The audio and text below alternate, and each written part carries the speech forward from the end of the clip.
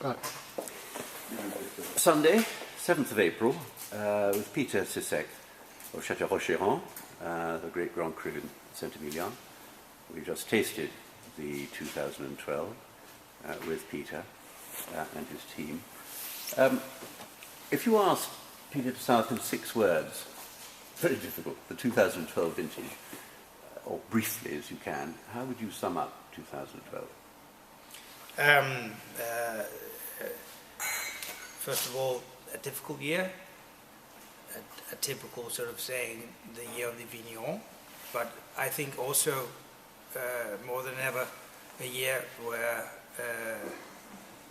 you could say that the conventional methods were not necessarily the best way to do it. And of course a year where the Merlot, at least on our soils here, slightly cold, on the Lime Plateau, just showed remarkably well. So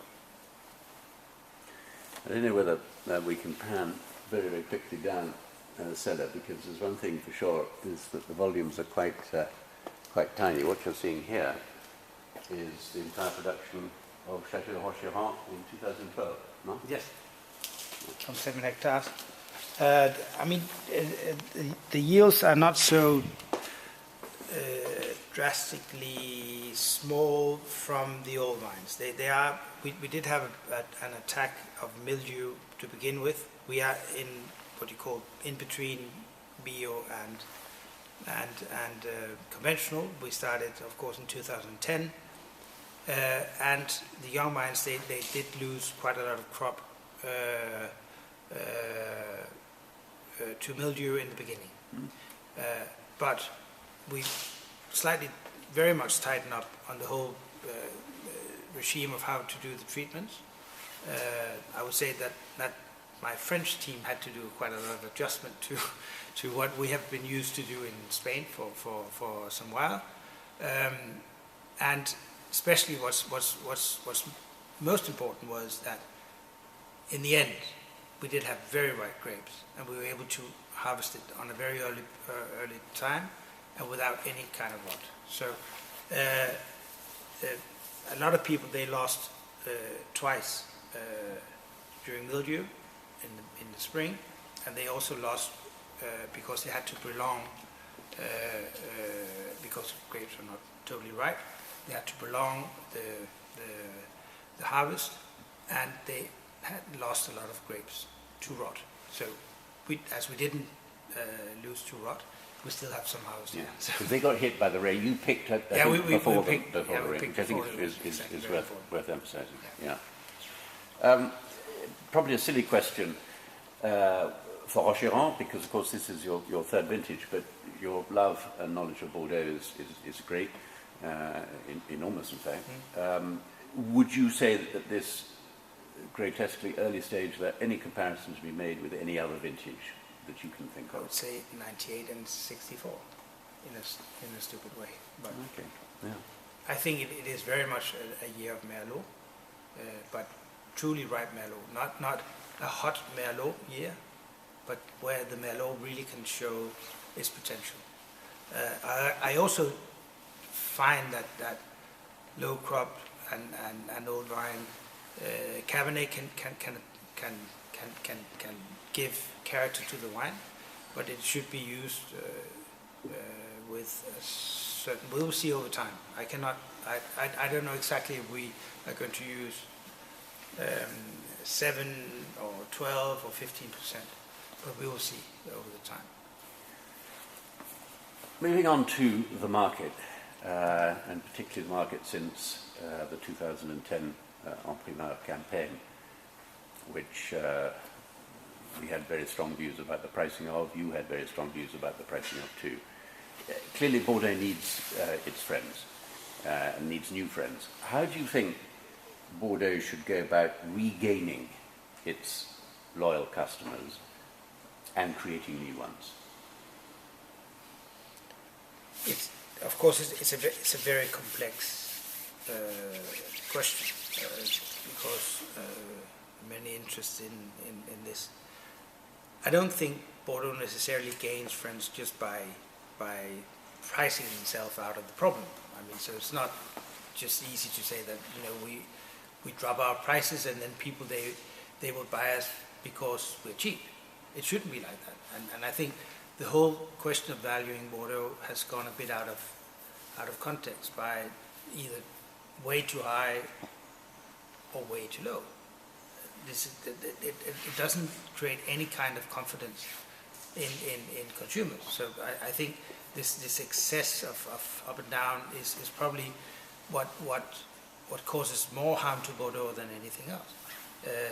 People, they go into a frenzy to buy when somebody have told them that it's absolutely fantastic, but they buy wines that are or will be great in 10, 15, 20 years time, which is another real problem. I mean, why buy these very expensive wines that you will drink very, very late? Why don't you buy at a normal price the wines that you can actually drink and consume over also many, many years, but they will be much more forward to drink early on. So it's very complex, the whole thing. I don't think we should forget that it's also pretty consumer driven. I mean, people, they will sell the wines at what they can. But by that argument, which is quite rightly a market-driven argument, the market has clearly told Bordeaux that it is not interested, for the time being, in buying wines that they consider overpriced for a given quality. And therefore the natural corollary of that is, particularly with this vintage, try and make some friends by some quite imaginative price reductions. What would you do? What would you do if you were in a godlike position in 2012 and you had the responsibility for all 2012s, not Rochyron, which is apart because it's new to the market? For me, it's difficult to say because we clearly approach this problem in a very different way. Yeah. We want to have a natural development of price. We don't want to have excesses. We don't sell sur place. We sell to our distributors, where I think the dialogue between the two parties is very important. For the third party, it should be a dialogue between the two parties for the third party. Yeah. Today, Bordeaux, a correction of price, of course, would seem interesting, but again, I mean, it's like the way that the system is now is we take advantage of you and now it's payback time. I mean, it's not positive. It's that like there's a hostility in the market that is not right. I mean, it shouldn't be like that.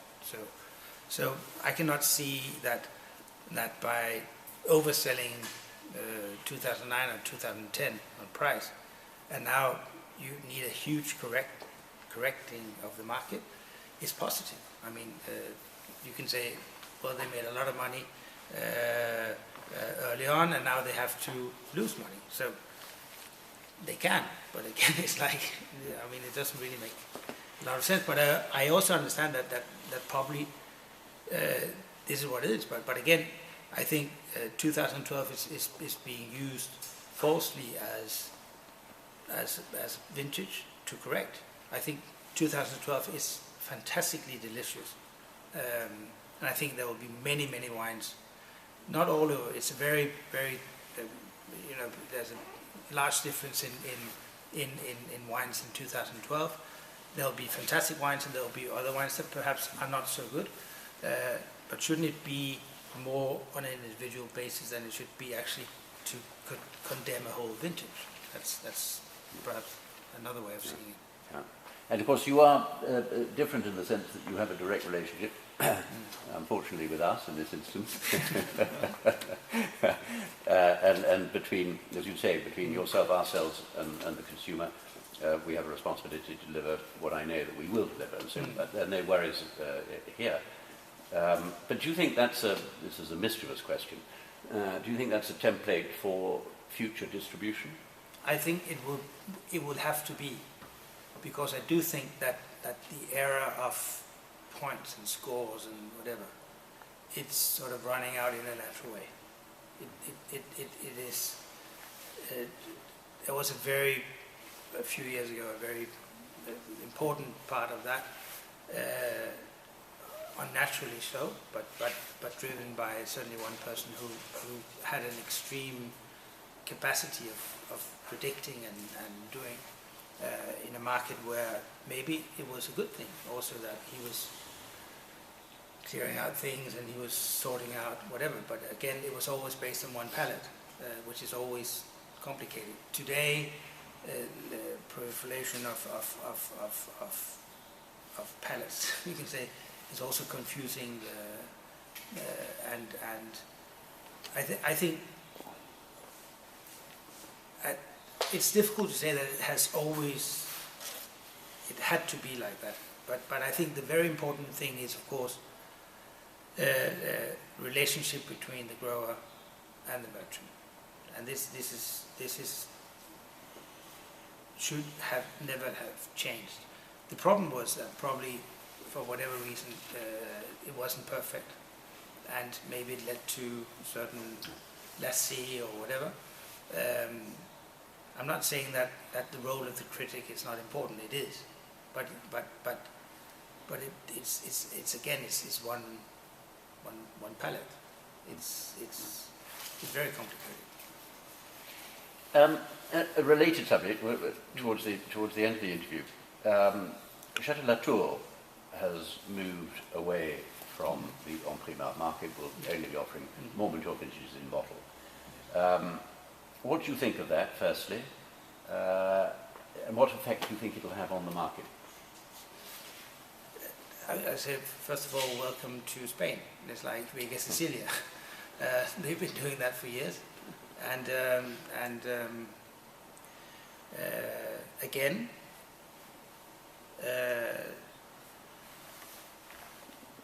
I would say one thing that I find very important is that I remember when it was rumored a year ago that they were going to go this way. I remember on the social media all the comments that, wow, great, now we can cut out the middleman and we'll get cheap Latour. This is certainly not going to be the case. I mean, fairly enough, Latour decides to take a larger part of the margin. I think it's important that a pretty large margin is in the market. It shouldn't just be on the, especially not if you want to sell en primeur.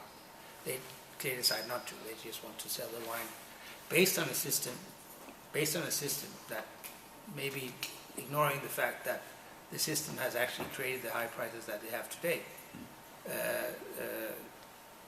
Now they just, I don't want to talk against Latour. I mean, it's not my intention whatsoever. But it's certainly not going to lead necessarily to cheaper wines, if that is what people might expect. You might develop that in future interviews, the extent to which the relationship between proprietors and the end consumer has been compromised over the last few years. Peter Sisseck of Chateau Rochyron, thank you very much.